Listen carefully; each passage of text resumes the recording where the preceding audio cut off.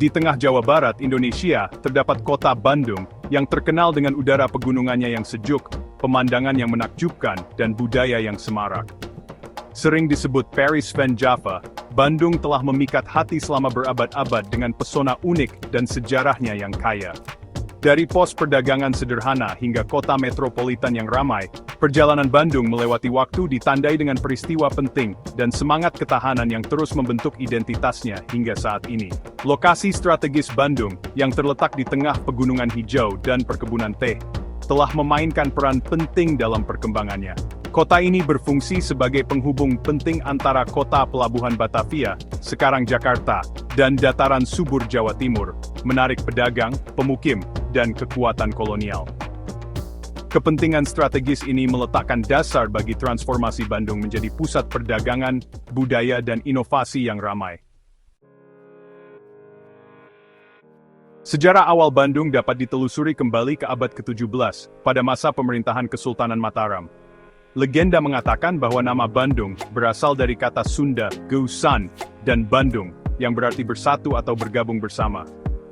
Menurut cerita rakyat setempat, nama kota ini memperingati pertemuan dua sungai, Cikapundung dan Citarum, yang mengalir melalui daerah tersebut. Selama awal abad ke-18, perusahaan Hindia Timur Belanda, atau VOC, membangun kehadiran di wilayah tersebut, tertarik oleh tanahnya yang subur dan lokasi strategisnya. VOC mendirikan ekonomi perkebunan kopi di dataran tinggi sekitarnya, mengubah lanskap dan membuka jalan bagi pengaruh Belanda lebih lanjut di daerah tersebut. Seiring dengan tumbuhnya kekuatan VOC, begitu pula pentingnya Bandung sebagai pusat perdagangan dan administrasi. Awal abad ke-19 menyaksikan titik balik penting dalam sejarah Bandung. Pada tahun 1910, di bawah kepemimpinan Gubernur Herman Willem Daendels, Bandung secara resmi ditetapkan sebagai kota dan menjadi ibu kota wilayah Priangan. Daendels, yang dikenal karena proyek infrastruktur ambisiusnya, memerintahkan pembangunan jalan raya pos atau Grote Postweg yang melewati Bandung, semakin meningkatkan konektivitas dan kepentingan strategisnya. Periode kolonial juga menandai kedatangan gaya arsitektur Eropa dan konsep perencanaan kota yang akan meninggalkan jejak yang tak terlupakan di lanskap kota Bandung. Bangunan-bangunan kolonial yang elegan, dengan beranda dan langit-langit tinggi yang khas, mulai menghiasi pusat kota, di samping taman dan kebun yang luas yang terinspirasi oleh desain Eropa. Perpaduan gaya arsitektur Eropa dan pribumi ini berkontribusi pada pesona unik Bandung dan membuatnya mendapatkan julukan Paris Van Java. Awal abad ke-20 menyaksikan peningkatan permintaan akan pendidikan teknik di Hindia Belanda.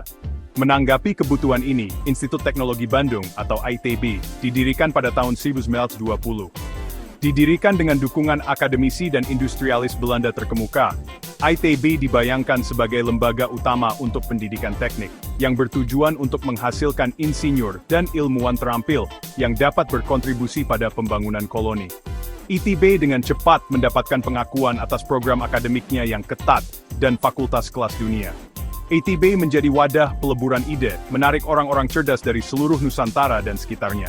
Penekanan institut pada keterampilan praktis dan inovasi mendorong semangat kewirausahaan dan kemajuan teknologi yang akan berdampak abadi pada Bandung dan Indonesia.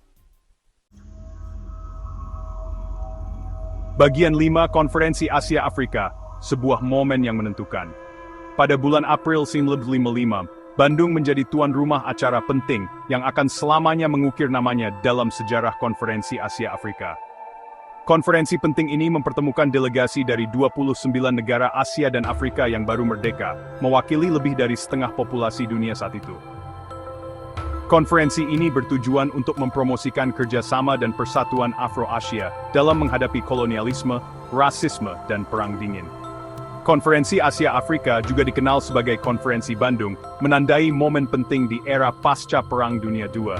Konferensi ini menyediakan platform bagi negara-negara yang baru merdeka untuk menyuarakan aspirasi mereka untuk menentukan nasib sendiri, pembangunan ekonomi, dan tatanan dunia yang lebih adil.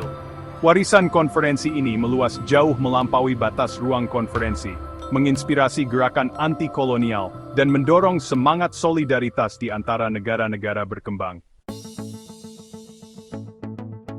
Bagian 6. Bandung Pasca Kemerdekaan, Pertumbuhan dan Tantangan. Setelah kemerdekaan Indonesia pada tahun 1945, Bandung menyaksikan periode pertumbuhan dan transformasi yang signifikan. Kota ini menjadi ibu kota Provinsi Jawa Barat, dan mengalami arus masuk penduduk yang cepat dari daerah sekitarnya yang mencari peluang dan kehidupan yang lebih baik. Ledakan penduduk ini menyebabkan perluasan batas kota dan pengembangan area perumahan baru, zona industri, dan distrik komersial. Namun, urbanisasi yang cepat juga membawa tantangan. Kemacetan lalu lintas, polusi, dan infrastruktur yang tidak memadai menjadi masalah mendesak karena kota ini berjuang untuk mengimbangi pertumbuhan penduduknya yang pesat. Terlepas dari tantangan ini, semangat ketahanan dan inovasi Bandung terus bersinar, karena warganya bekerja untuk mengatasi masalah ini dan membangun masa depan yang lebih baik. Bagian 7. Bandung hari ini, kota metropolitan yang dinamis. Hari ini, Bandung berdiri sebagai bukti pertumbuhan dinamis dan semangat abadi Indonesia. Kota ini telah muncul sebagai pusat ekonomi dan budaya utama, terkenal dengan industri kreatifnya, kulinernya yang lezat, dan seni yang semarak. Udara pegunungan Bandung yang sejuk, keindahan alam yang menakjubkan, dan banyaknya kafe dan restoran, terus menjadikannya tujuan populer bagi wisatawan domestik dan internasional. Semangat kewirausahaan Bandung terlihat jelas dalam perkembangan perusahaan rintisan teknologi dan industri kreatifnya. Kota ini mendapatkan julukan Lembah Silikon Indonesia karena konsentrasi perusahaan teknologi dan perusahaan rintisan inovatifnya. Industri mode Bandung juga terkenal dengan perpaduan unik antara gaya tradisional dan modern, menarik penggemar mode dari seluruh negeri. Bagian 8. Warisan budaya, permadani tradisi. Warisan budaya Bandung yang kaya merupakan bukti sejarahnya yang beragam dan pertemuan pengaruh yang telah membentuk identitasnya. Kota ini adalah rumah bagi seni dan budaya yang semarak, dengan banyak museum, galeri seni, teater, tempat musik yang menampilkan bakat seniman lokal dan internasional. Budaya Sunda tradisional tetap menjadi bagian integral dari identitas Bandung. Dari pola rumit tekstil batik hingga ketukan ritmis musik angklung, tradisi Sunda terus berkembang di jantung kota. Bandung juga merupakan rumah bagi komunitas Tionghoa Indonesia yang signifikan, yang pengaruhnya dapat dilihat pada kuliner dan arsitektur kota.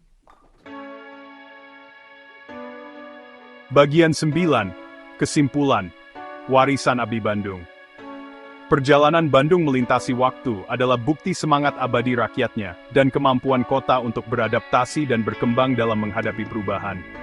Dari awal yang sederhana sebagai pos perdagangan hingga kemunculannya sebagai kota metropolitan yang dinamis, Bandung secara konsisten menemukan kembali dirinya sendiri sambil mempertahankan pesona unik dan warisan budayanya.